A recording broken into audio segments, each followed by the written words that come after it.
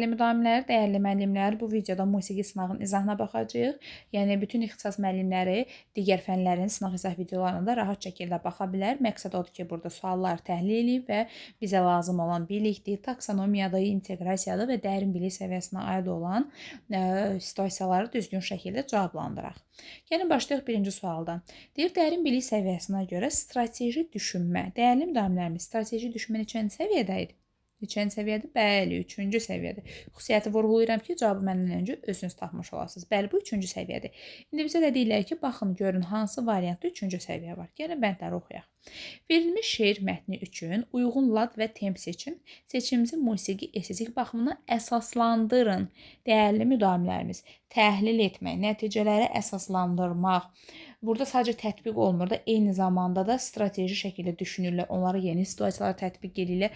Ən asan yollarından biri demişdim ki, məlumatları əsaslandırmaq, təhlil etmək varsa bu hansı səviyyə idi? Bəli, bu öncəki test izahlarında da dediyim dərs sahəsində da vurğulamışım. Bu strateji düşünmədir. Elə bir strateji soruşduqları üçün bizdən düzgün cavabımız A variantıdır, amma gəlin digər bəndlərdə baxaq, təhlil edək.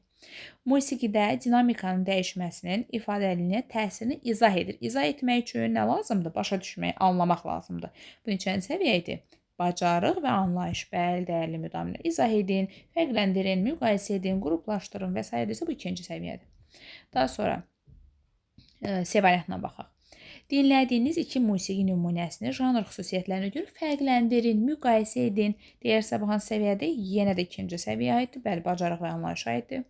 Bir xalq mahnısının tarixini, məzmununu və musiqi quruluşunu araşdıraraq yazılı şəkildə hesabat təqdim edin.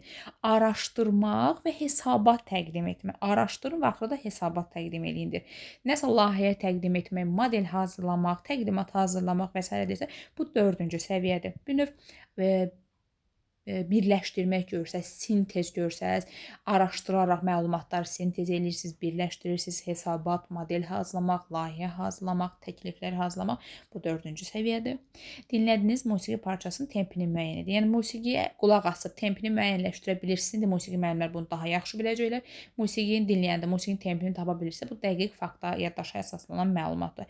Və yaxud da başqa hər hansı bir xüsusiyyətə görə tapa bilirsiniz. İxtisası musiqi olan müəllimlər tam dəqiq biləcəklər. Yəni yenə birinci səviyyə olacaq və yaxud da hər hansı bir nəyisə anlayıb tapmaq lazımsa bu ikinci səviyyə lazım. Yenə strateji düşünmə olmur. Deməli, düzgün cavabımız oldu A variantı. Baxırıq ikinci suala. İkinci sualda nə yazıb? Deməli, bir də düzgün cavabımız oldu. A variantı niyə A götürdük? Çünki bizdən strateji düşünmək istəyirdilər. O da A variantıdır. Əsaslandırmaq, təhlil etmək varsa, bu strateji düşünməyə aiddir. Davam eləyək ikinci suala baxaq. Seçilmiş bir xalq mahnısını sinif yoldaşınla birlikdə iki səsli, müşayiətsiz formada ifa et. Mahnını öyrənmişsən, lap yaxşı. İndi dur, sinif yoldaşından onu oxu, səsləndir, ifa elə. Bir növ mahnını ifa eləyirlər. Öyrəndiklərini praktikada nə edirlər? Tətbiq eləyirlər. İfada deyir, ahəngdarlığı və səslərin uyğunluğunu qorumaq üçün hansı üsuldan istifadə etdiniz? Yəni, mahnı oxuyarkən hansı üsuldan istifadə etdiniz? Neynədiniz? Necə oxudunuz mahnını? Yəni, durun, mahnı oxuyun. Öyrəndiklərimizi həyata keçirirsiniz. Nədir bu? Tətbiq etmək mərhələsidir. Bəli, dəyərli müdavimlər. Bunlar özlərinə musiqi yaratmayıblar ki, deyək ki, tətbiq vergi yaradıcılıqdır. Yəni, tətbiq yaradıcılıq varsa yaratmaq mərhələsi olur. Avtomatik nə götürəcək? Tətbiq, məntiqi, təfəkkür. Məntiq tətbiq hardadır? C variantında. Düzgün cavabımız oldu C. Öyrəndiyimizi dururuq sinif yoldaşımızdan onu həyata keçiririk. Dururam sinif yoldaşından biri də mahnı ifa edir. Yəni, nə edirsiniz? Tətbiq. Görürsünüz necə rahat şəkildə tapmaq olur. Şərti düzgün oxuyanda variantda düzgün şəkildə tapmaq olur. Davam edək, üçüncü suala baxaq. Üçüncü sualda qeyd olunub ki, sizcə rus bəstəkarlarının əsərlərində Azərbaycan musiqi folklorunda istifadə edilməsi mədəni zənginlik hesab edilə bilər, yoxsa milli üslubun zəiflənməsi riski yaradır? Fikrinizi arqumentlərlə əsaslandırın. Yəni, burada şagird mövqe bildirməlidir. Burada zənginlik hesab olunur, yoxsa milli üslubun zəiflənməsi riski yaradır? Fikrinizi arqumentlərlə əsaslandırın. Mən öz fikrimi, öz mövqeyimi bildirirəmsə, öz fikirlərimi əsaslandırmağı bacarıramsa, dəyərli müdavimlərimiz, hansı təfəkkürümü işə salıram?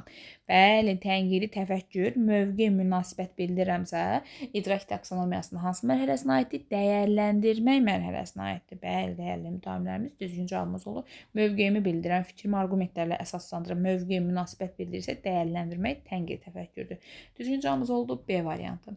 Baxırıq dördüncü suala. Dördüncü sualda nə deyilir? Genişləndirin genişləndirilmiş düşünmə. Genişləndirilmiş neçənci səviyyə idi? Bəli, dərin bilik səviyyəsinə görə bu 4-dür. 4-cü səviyyə aid olanı seçindir. Gəlin bir yerdə tapaq. Musiqidə dinamikanın dəyişməsini, ifadəliliyi, təsirini izah edin. İzah edin, öz sözlərinizdən danışın, ümumiləşdirib danışın, qruplaşdıraraq danışın desə, bu 2-ci səviyyədir. Baxın, dəyərli müdavimlərimiz, biz niyə deyək ki, bizim ixtisasımız musiqi deyil, mən bu 4-cü sualı və yaxud 1-ci sualı niyə cavablandırım? Burada əslində bir dənə cümlə əvvəlində musiqi sözü yazıb da, qalanın hamısı kurikuluma uyğun olaraq tapmalıyıq. Ona görə burada ixtisasın heç bir önəmi yoxdur. Yəni, məsləhət olar ki, bütün ixtisasların sınaq izah videolarına baxasınız. Deməli, izah edirəmsə, bu 2-ci bacarıq və anlayış səviyyəsidir. 2-ci B variantına baxaq. Azərbaycan xalq çalğı alətlərindən üçünün adını deyin. Xalq çalğı alətinin adını demək üçün görə bilməliyəm ki, deyim də. Bu nəyə əsaslanır? Yaddaşa əsaslanır. Yadıma salıb deməliyəm. Bu xatırlama səviyyəsinə uyğundur.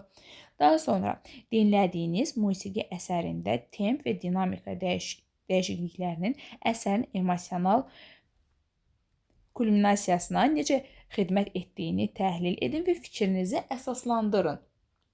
Öz fikirlərimizi əsaslandırırıqsa, onu təhlil ediriksə, dəfələrlə bunu qeyd eləmişik, hansı səviyyədir? Bu 3-cü səviyyədir. Bizə nə lazımdır dəyərli müdavim? Bizə 4 lazımdır. Hələ ki 4-ü tapa bilməmişik. Daha sonra digər varianta baxaq.